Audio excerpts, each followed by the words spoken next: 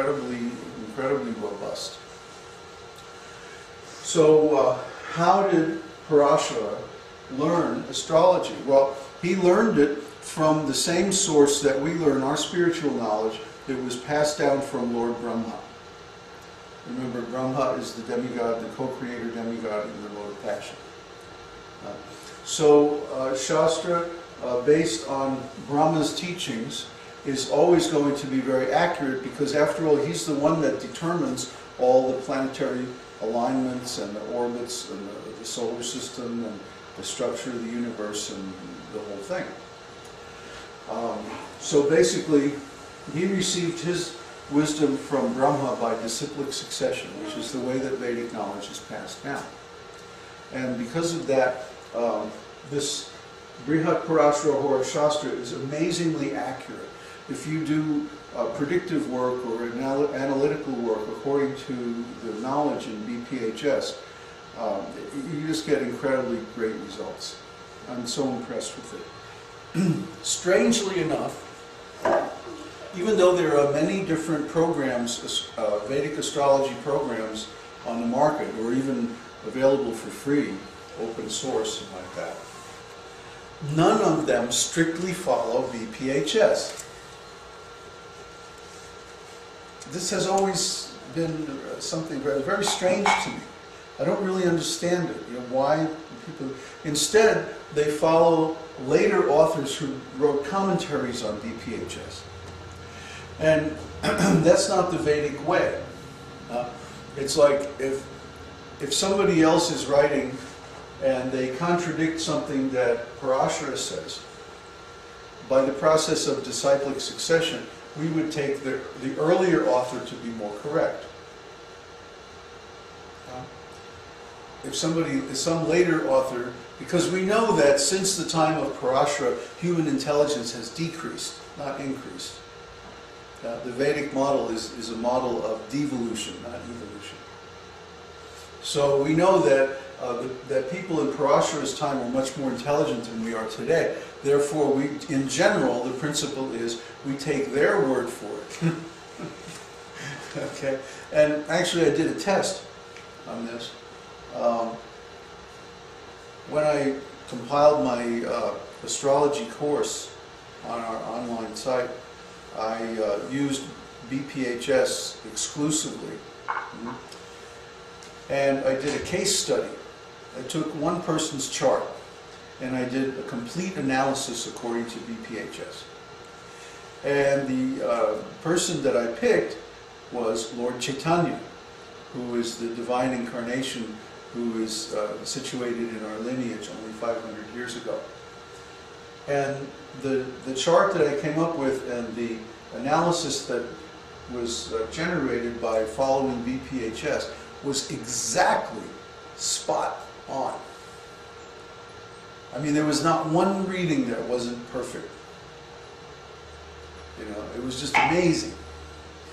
So I had to ask myself, well, why don't people just follow BPHS? Why do they do all this speculating and adjusting and, you know, tweaking to try to get it to work right? It already works right. You know, what are they talking about? Yeah, well, yeah, you're right, Florian. It's mental concoction. It's, you know, they're trying to think, well, we know better. Well, we've seen that before in ISKCON. We know better than Prabhupada. We don't have to follow his management instructions. So whenever that happens, it leads to disaster. And right now, the Vedic astrology scene in the West, especially, but even in India, is just a madhouse. I mean, it's just a disaster area. It's horrible because they're not following BPHS. They're following their own idea. And basically, their idea is that we want to use astrology to answer people's material questions. You know, like who's going to win in the stock market, or you know, what is the political scene going to do, and how things are going to work out in the world, in the material level. But that's not what astrology is for. In the Vedic system, astrology is for understanding a person's character and their karma. It's for understanding their spiritual position and how they can adjust their material position for the maximum spiritual benefit. It's not designed for what we call mundane astrology, or predicting what's going to happen in the material world. That is considered, you know, very, very secondary to answering our questions about our spiritual position. So if that's what the Jyotish system was designed for, if we try to apply it to something else, of course we're going to have to tweak it and adjust it and you know, futz around with it and patch it up and try to get it to work for, because we're trying to do something it's not designed for. You know, it's like using a wrench as a hammer. You know, a wrench is not a hammer. And if we use it like that, sooner or later we're going to damage the tool. And this is exactly what's happened. The practice of astrology has become very much damaged. And now the astrologers are fighting with each other, basically trying to fix the blame.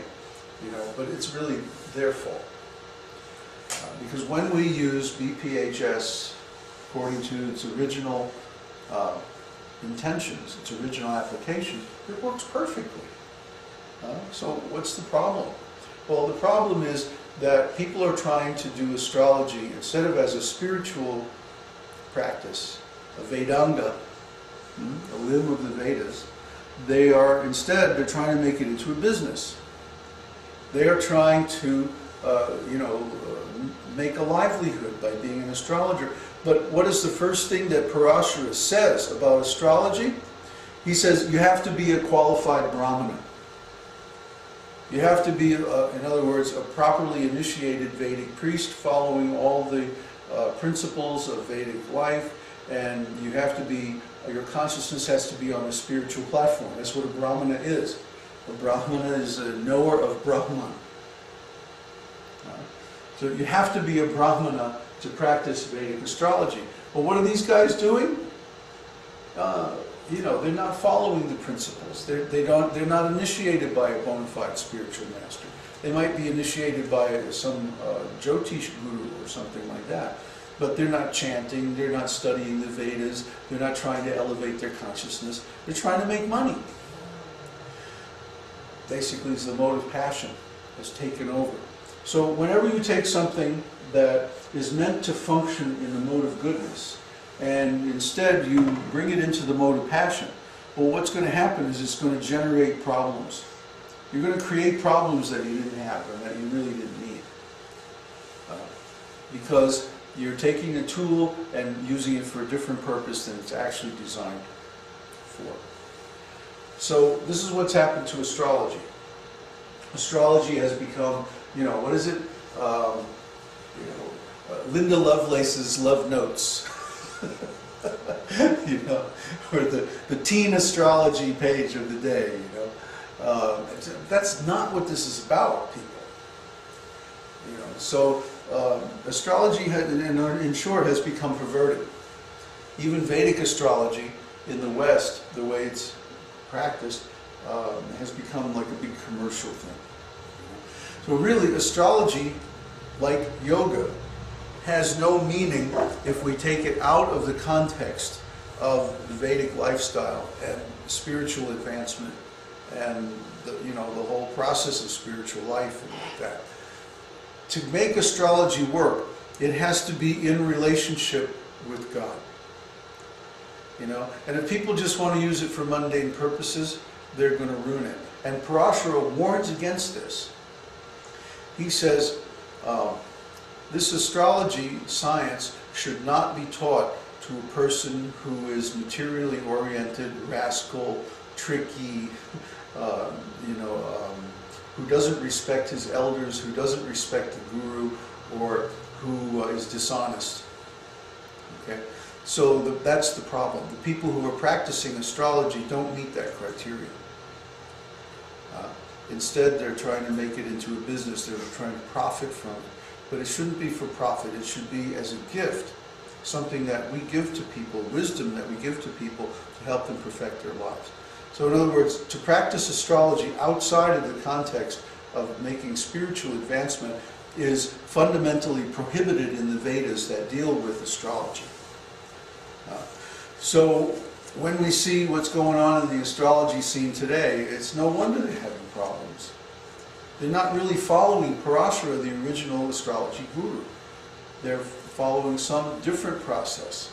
They're looking at astrology in a completely different way. And I spent hours in our astrology course, in the videos, ranting about this, so I'm not going to spend much more time on it. But I just wanted to say that one of the projects that we're working on, and hopefully